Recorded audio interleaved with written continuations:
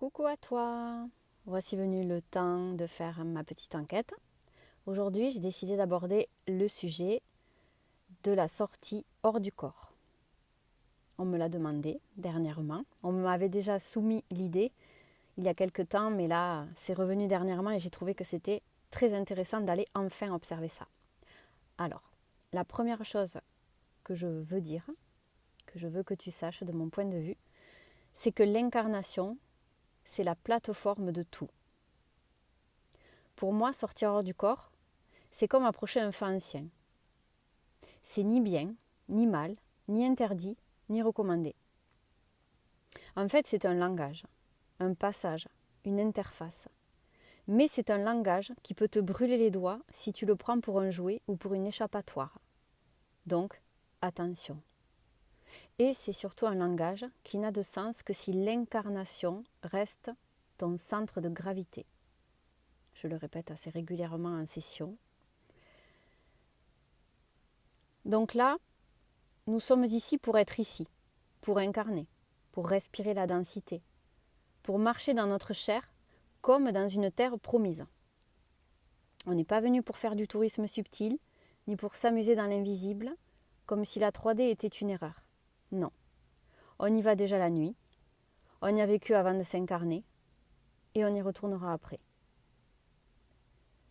Ce plan-ci, c'est le seul espace où on peut transformer, créer, accomplir, s'aligner réellement. Sortir pour fuir est un contresens. Sortir pour prouver quelque chose est une immaturité.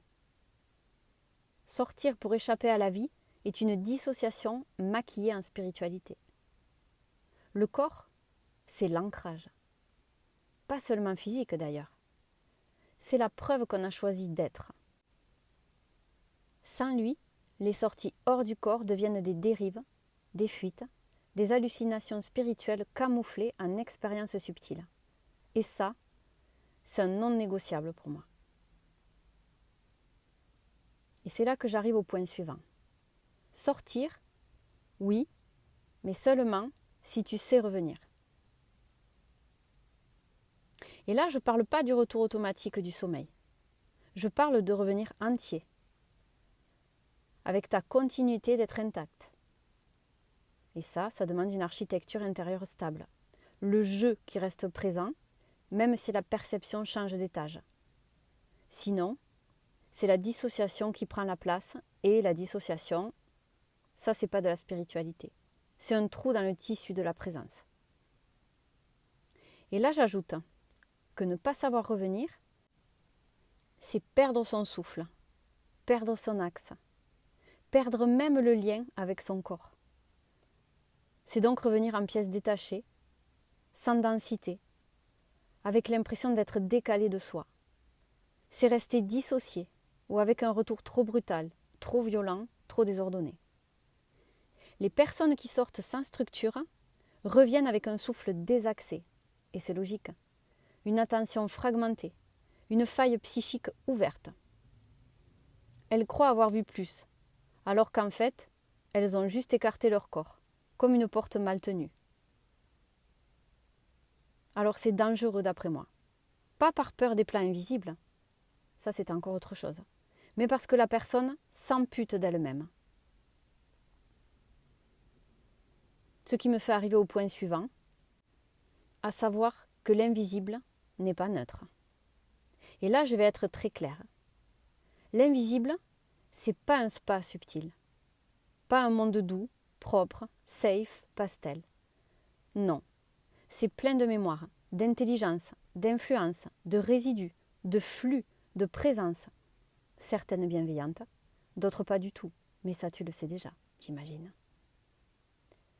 D'autres sont totalement indifférentes, mais tout de même puissantes. Et moi, je rappelle que dans cet espace-là, de mon point de vue, tout circule. Les flux, les intentions, les charges, ce qui veut s'accrocher, ce qui veut se nourrir, ce qui veut influencer. On ne s'y promène pas en claquette astrale sans connaître les codes. C'est pas risqué en soi, c'est saturé plutôt. Et si tu y arrives fissuré, alors tu ressors éclaté. Sortir du corps, c'est comme marcher dans un autre climat. Si tu n'as pas la température interne, tu te fais emporter.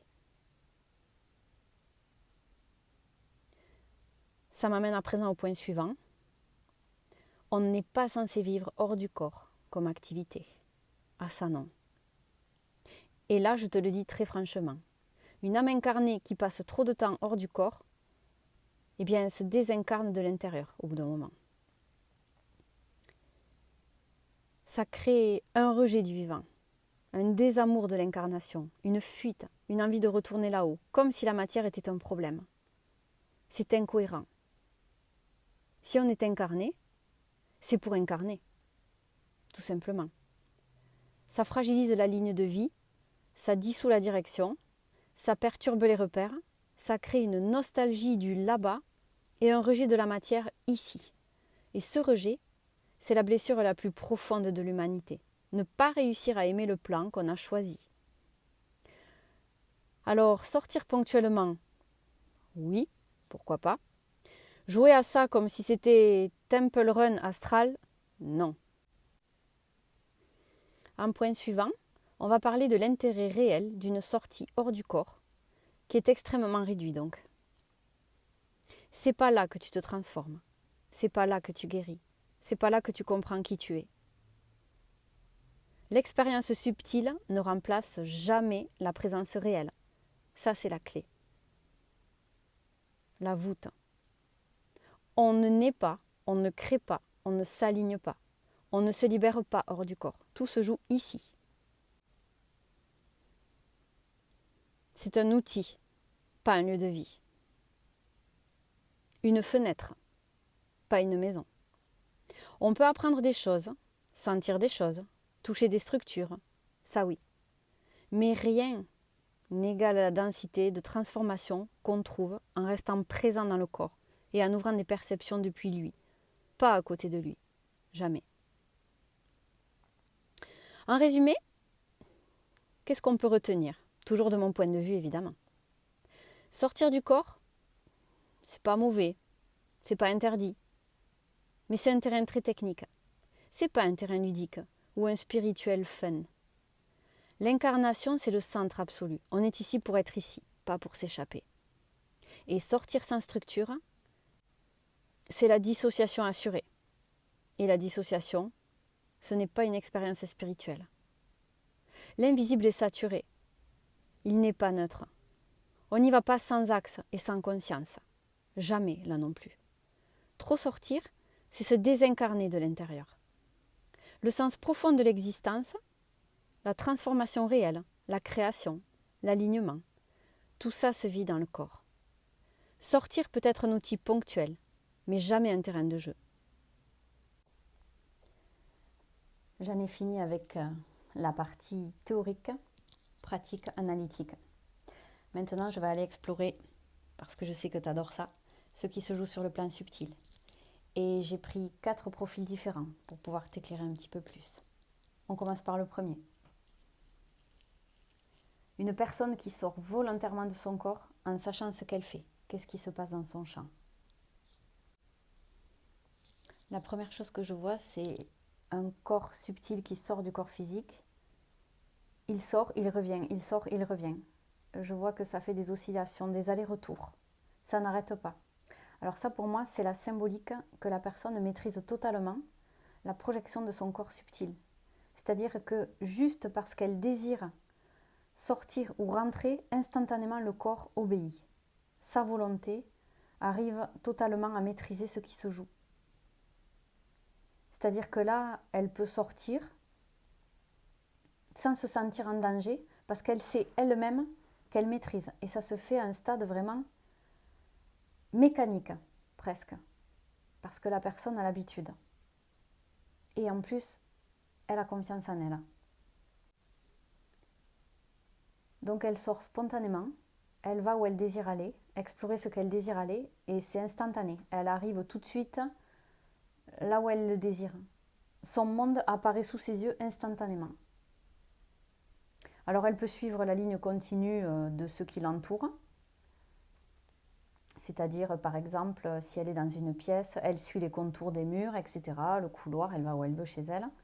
ou bien elle se projette instantanément dans le lieu où elle veut se projeter, où elle veut obtenir les informations. C'est instantané, c'est sur le champ. Alors ce qui est intéressant, voilà, c'est que ça peut se faire sur le plan linéaire, c'est-à-dire qu'elle se voit longer jusqu'à là où elle veut aller, ou bien alors, en un claquement de doigts, elle se retrouve en projection, là où elle veut.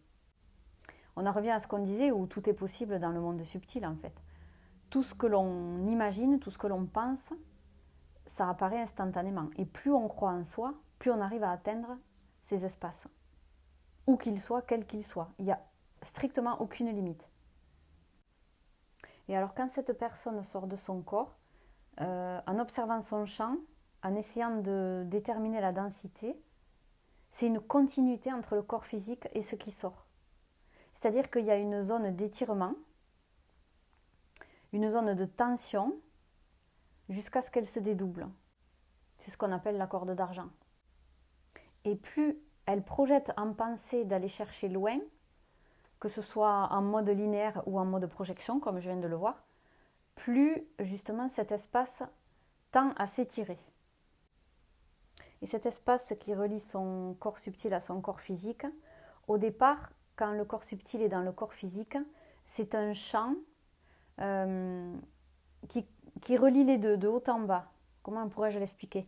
Et plus elle projette de sortir du corps, plus ça se tend en un seul fil, en un seul cordon, on pourrait dire, et plus il se détend quand elle projette d'aller loin. Je ne sais pas si c'est clair ce que je dis. Parce qu'en fait, ça donne l'impression que c'est un cordon, mais ce cordon, il relie les deux corps, de haut en bas. Il est rattaché aux deux corps. C'est pas juste un point qu'on a au centre. Je vois que c'est rattaché aux deux corps. Ouais. Et c'est dense vers le milieu.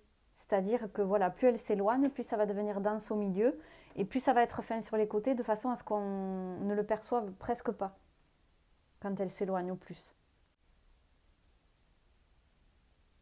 Et si on parle de son souffle intérieur, on va dire que le corps respire, hein, il garde les fonctions principales, mais son souffle de conscience est déplacé dans le corps subtil, dans ce qui sort. Voilà ce que ça veut dire. Sa conscience se déplace, mais par le biais de ce lien qui relie le corps subtil au corps physique, c'est ce qui permet de maintenir le flux vital dans le corps, avec les fonctions vitales, respiration, circulation du sang, etc. Au niveau du regard de la personne, vu qu'elle sait ce qu'elle fait, il est à la fois très orienté, très lucide. Il peut être plus ou moins large selon ce qu'elle veut explorer. Et il peut aussi être contemplatif. Là, ça dépend vraiment de ce qu'elle met dans ses intentions, dans ses volontés. C'est là qu'elle va se diriger vers ce qu'elle crée dans ses pensées. Dans son dédoublement, la personne reste elle reste entière. C'est juste qu'une partie d'elle se déplace, et c'est ça, juste sa conscience qui se déplace dans un plan subtil. Mais cette personne, elle reste entière, même si elle est en deux endroits, puisqu'il y a cette continuité qui relie le corps subtil au corps physique. Donc c'est juste le souffle de sa conscience qui se déplace dans le corps subtil et dans l'exploration. Alors dans les explorations, c'est intéressant parce que rien n'est figé de toute façon. Ça dépend dans quel état d'esprit on est en sortant de son corps. Vu qu'elle le maîtrise, j'ai pris le cas d'une personne qui est parfaitement habituée à ce genre de sortie. Donc dans son environnement subtil, il peut être à la fois clair, stable, reconnaissable, puisque c'est là où elle désire aller. Mais il peut aussi y avoir des zones mouvantes et des zones où elle va devoir s'adapter. Donc là, comme j'ai perçu au tout début, ça se fait en un claquement de doigts puisqu'elle a confiance en elle et elle est créatrice par ses pensées, par ses volontés. Donc elle arrive à retomber sur ses pieds. Alors quand elle revient potentiellement dans son corps, dans le mouvement inverse, c'est fluide et rapide dans ce que je perçois. Et c'est instantané. Je vois pas que ce soit ni lent ni saccadé. Elle est en maîtrise. C'est instantané, en un claquement de doigts, vraiment. Voilà, pour ce premier profil, je suis allée vraiment dans le détail de ce qui se passe. Maintenant, je vais moins aller dans le détail, mais je vais étudier le profil d'une personne qui sort volontairement de son corps sans savoir ce qu'elle fait. Alors là, prudence, on va voir ce qui peut se passer. Là, j'ai une personne non initiée qui, dans sa tête et par rapport à elle-même, veut faire un peu de zèle. C'est-à-dire qu'elle elle est persuadée qu'elle sait faire, qu'elle peut faire, sauf qu'elle méconnaît complètement le milieu. Donc là, je la vois en train d'essayer de sortir de son corps. Déjà, elle a du mal. C'est comme si elle essayait de passer dans un couloir trop petit. Elle force le passage. C'est-à-dire que déjà, elle force quelque chose qui ne se fait pas naturellement. Donc rien que par cette action-là, déjà, elle se met en danger. Elle force le passage. Je vois qu'elle est éjectée spontanément. Son corps subtil est debout face à son corps physique, en train de regarder devant ce qu'elle peut aller explorer. Elle regarde à droite et à gauche. Bon, jusque-là, ça va à peu près. Mais je vois qu'elle est très poreuse à ce qui l'entoure. C'est-à-dire qu'elle est très perméable aux énergies environnantes. Donc si elle est dans un état d'esprit où, par exemple, elle est triste, elle est fatiguée, elle est vulnérable, elle est en colère, elle va capter alentour toutes les énergies qui correspondent à son état du moment. Et là, je vois son corps subtil très fin, très translucide et vraiment vulnérable. C'est-à-dire c'est en fait une antenne. Il reçoit, il capte et il attire les fréquences similaires. Donc là, déjà, danger. On en revient à ce que je disais. Pour faire ce type d'expérience, déjà au départ, je ne la conseille pas spécialement. Mais alors là, si on ne sait pas où on va ni ce qu'on fait dans le monde invisible, on ne le maîtrise pas, le monde invisible. On ne maîtrise pas forcément totalement la 3D. Alors le monde invisible, n'en parlons même pas. Donc là, je vois qu'elle va aller explorer des choses qui sont en lien avec son état de conscience du moment. C'est-à-dire que si elle a une fréquence vibratoire pas très élevée, eh bien, elle va attirer à elle des situations similaires. Là, je la vois croiser, par exemple, des énergies reptiliennes. Et elle continue de faire du zèle. C'est un peu comme ce qui se passe en hypnose régressive ésotérique des fois. On s'amuse à parler aux reptiles, on claque des doigts, maintenant tu t'en vas, tu disparais de l'espace. Pouf, je te mets une bombe, tu t'en vas. Bon, voilà ce que j'ai là, sous les yeux. C'est ça qu'elle s'amuse à faire. Sauf que, en attendant, pendant qu'elle joue sur le terrain avec des énergies reptiliennes, eh bien, elle entre en résonance avec et elle pollue son espace finalement. Elle se relie à ça. Donc, dans son champ, elle va ramener ce type d'énergie. Déjà, c'est pas très bon signe. Et elle se maintient dans ce champ, elle l'entretient. Donc là, ce que je perçois, c'est qu'elle continue l'expérience, elle continue à explorer des états de conscience qui sont pas très hauts. Donc ça, elle va pas aller chercher de grandes choses, elle va rien ramener d'intéressant. Et elle sera forcée de revenir quand elle aura pris peur de quelque chose, une énergie qui sera un petit peu trop invasive à son sens, ça va la faire revenir. Ça va la faire revenir, mais pas bien. Là, je vois qu'elle revient vite dans son corps et ça fait comme, tu sais, quand on rêve la nuit, qu'on chute de très haut. Ben là, c'est pareil. Quand elle revient dans son corps, c'est l'effet d'une chute dans le corps. Le cœur bat très fort. Elle est en panique, en transpiration, elle a eu peur. Elle a même du mal à revenir dans son corps. Elle a du mal à le refaire bouger, à reprendre la maîtrise de son corps.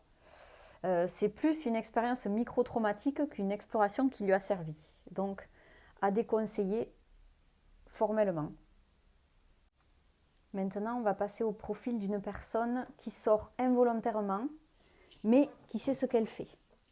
Donc là, tout de suite, ce que j'ai, c'est une personne, il y a quelque chose qui provoque sa sortie, et elle rattrape spontanément, elle retombe sur ses pieds. Elle reprend la maîtrise. Mais au départ, il y a quelque chose qui l'a fait se dissocier. C'est vraiment le mot que j'ai là. Une dissociation qui se produit suite à une surcharge émotionnelle, un choc émotionnel. Une ouverture, par exemple sur un vortex. Ça peut se faire sur une ouverture de cœur, par exemple. Ce que je déconseille aussi. On n'ouvre rien, on n'ouvre pas sur des vortex. Je le redis, vu qu'on ne maîtrise pas l'invisible, on ne peut pas faire n'importe quoi. Il faut être très prudent. C'est vrai que la nuit, on se fait confiance. Le corps subtil, il fait ce qu'il veut la nuit, mais ça se fait inconsciemment, involontairement, mais c'est naturel. Quand on force les choses ou qu'on le fait alors qu'on est déjà conscient et qu'on se dissocie parce qu'il y a eu un choc, c'est pas du tout la même chose que quand ça se fait naturellement la nuit. Ça paraît logique. Donc dans tous les cas, là, elle est face à une dissociation spontanée à laquelle elle ne s'attend pas. Ça peut être aussi sortir de ses gonds, hein, une forme de colère extrême, bref, des situations extrêmes qui la poussent à se dissocier. Alors du coup, elle tend à reprendre les commandes assez rapidement. Donc il y a quelques secondes de flottement avant qu'elle puisse retrouver ses marques une fois dissociée.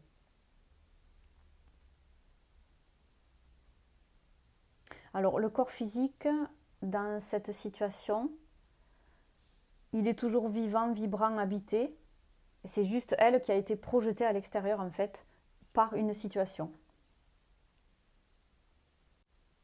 Alors au niveau de son regard subtil, il s'adapte à l'environnement. Donc je vois que c'est comme si elle réajustait ses propres lunettes pour regarder ce qu'il y a autour.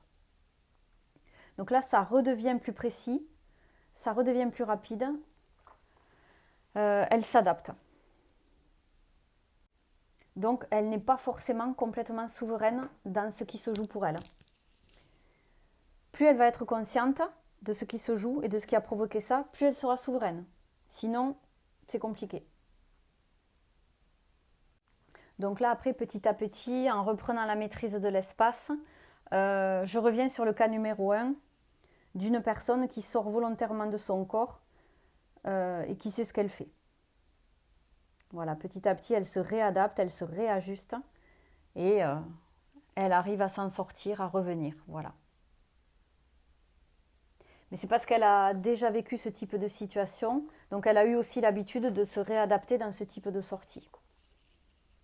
Mais au départ, elle a dû apprendre à maîtriser, donc c'était pas safe non plus. Alors maintenant, pour terminer, on va passer à la zone la plus instable et la plus fragile. Une personne qui sort involontairement et ne sait pas ce qu'elle fait. Donc là, c'est un cas extrême, danger absolu. Quand on ne connaît absolument pas l'invisible, on ne maîtrise pas notre corps subtil, qui se détache du corps, attention, vraiment, là je mets en garde. Alors là, dans ce type de profil, je vois une personne, je vois comme un corps physique noir, vide, sans consistance. Je vois des yeux noirs, des trous, comme une personne sans âme. Ouais, je vois vraiment qu'il n'y a rien qui fait consistance dans cet espace corporel.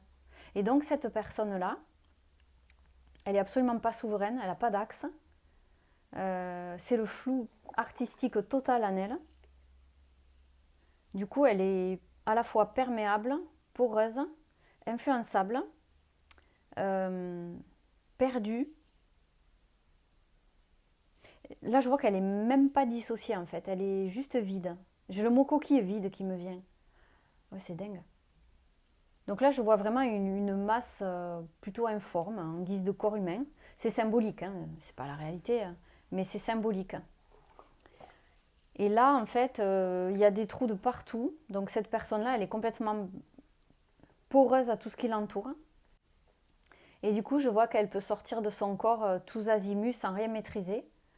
À la moindre variation dans son champ. Et ce que j'ai là, c'est qu'elle ne se rend même pas vraiment compte qu'elle fait une sortie de corps. Pour elle, c'est devenu classique. C'est assez effrayant de voir la scène d'ailleurs. Et alors là, le plus flippant, c'est que finalement, elle rentre, elle sort, mais c'est pas elle qui le contrôle. C'est les énergies environnantes et c'est sa porosité qui la fait sortir ou rentrer. C'est les énergies autour d'elle qui ont pris le pouvoir, ouais, c'est ça.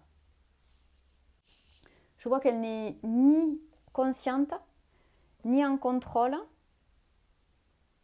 et que c'est une forme d'automatisation dans ce qui se passe. Donc là, c'est même plus que c'est dangereux pour elle, c'est pire que ça, c'est que c'est pas elle qui maîtrise ni qui contrôle son espace. Alors ça, c'est vraiment le cas extrême que j'ai eu d'une personne qui n'est absolument pas consciente. Là, c'est porteur organique, personne sans âme. On est vraiment dans le cas le plus extrême qui soit. Il y a aussi dans ce cas-là des personnes qui sont un peu moins poreuses, un peu moins perméables et avec une conscience dans le corps, à qui ça peut arriver. Et là, c'est moins pire. Mais elles sont quand même pas en maîtrise de ce qui se passe, ni dans la sortie, ni dans le retour. Et je vois qu'il y a un peu de panique chez elles qu'il n'y avait pas dans le cas précédent. De la panique et le fait de se sentir tout sauf souverain finalement. Victimes, sous influence, ce sont des personnes qui tiennent des discours comme j'y peux rien, je peux rien faire. C'est la victimisation à son paroxysme. Et c'est ce qui permet de faire perdurer ce type de situation. Ce type de situation que ces personnes-là vont vivre régulièrement et desquelles elles ne pourront s'extraire, sauf si elles changent de positionnement, qu'elles reprennent leur pouvoir et leur souveraineté. Donc là, c'est super dangereux parce qu'on peut complètement se perdre et se déconnecter de notre essence. Voilà, en tout cas pour les personnes qui ont une essence.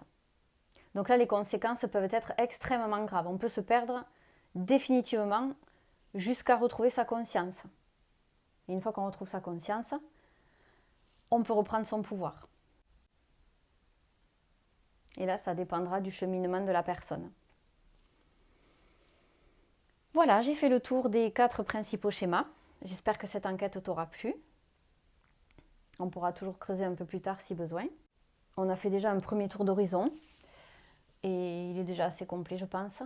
Donc n'hésite pas à me partager en commentaire si tu as fait des sorties de corps, comment tu les as vécues, est-ce qu'elles étaient volontaires, maîtrisées, volontaires non maîtrisées, involontaires maîtrisées ou involontaires non maîtrisées. Pour ma part, je vais clôturer là-dessus. J'ai vécu une expérience il y a de ça de nombreuses années. Je m'entraînais à faire des sorties de corps, du moins j'essayais. Je lisais un livre sur le voyage astral et j'appliquais à la lettre les petits protocoles. Comment faire? Et ça ne fonctionnait pas, ça résistait. Après coup, j'ai compris que ma conscience me protégeait de ce type d'expérience qui n'avait rien à m'apporter dans la 3D finalement, dans ma matérialité. Et un beau jour, à force de vouloir, parce que quand on veut, qu'on visualise qu'on y arrive et qu'on le ressent comme déjà là, c'est ce que j'enseigne aujourd'hui, eh bien ça finit par se produire dans la matière. Donc ce jour-là, je me suis endormie sur le canapé, et je suis sortie du corps sans même le chercher. Je me suis vue au-dessus de mon corps, je tournoyais au-dessus, et j'ai ressenti un très grand vertige. J'ai cherché à revenir dans mon corps par ma volonté, je n'y suis pas arrivée. Je me sentais comme emprisonnée, étouffée, parce que bien sûr, comme ma conscience était sortie de mon corps, je n'arrivais plus à respirer. Pour autant, j'essayais de respirer. C'était complètement hallucinant ce que j'ai vécu ce jour-là. C'était un soir d'ailleurs. Et au moment où mon corps subtil est revenu spontanément dans le corps, ça m'a fait comme si je chutais, comme dans un rêve. C'est ce que je disais tout à l'heure, qu'on rêve qu'on chute. Même chose là, ce qui s'est passé. Et quand je suis revenue, impossible de reprendre le contrôle de mon corps, impossible de respirer pendant plusieurs secondes, qui m'ont semblé d'ailleurs une éternité. Quand je suis revenue, je me suis dit, plus jamais je cherche à faire ça. Si ça doit se faire, ça se fera tout seul. Sinon, je me fais confiance, ça se fait la nuit, je ne vais pas chercher au-delà. Et après coup, je me suis dit, heureusement que ça m'est arrivé, parce que vraiment, j'ai bien compris que l'idée, c'était de vivre dans notre corps les expériences, pas chercher à sortir. Pourquoi faire? Pourquoi fuir? Alors qu'on a tout dans la 3D ici, on est justement là pour ça, à travers notre outil, notre corps, pour expérimenter la vie finalement. Pas besoin d'aller chercher dans le monde invisible, on le fait la nuit naturellement. Donc voilà. Moi, mon point de vue, c'est que je dis pas que c'est bien, que c'est pas bien, hein, je l'ai précisé au début de cette vidéo, mais bon, pourquoi faire? C'est vraiment la question qu'il faut se poser. Si c'est pour vraiment évoluer, se changer soi-même, comprendre qui on est, guérir ses blessures, c'est à travers le corps dans l'expérience terrestre qu'on va le faire. C'est le meilleur moyen pour vivre notre expérience incarnatoire. Voilà, ça c'est la petite conclusion. Donc je te dis à très bientôt. Et comme je te l'ai dit, n'hésite pas à partager tes expériences en commentaire. Merci à toi et à très bientôt.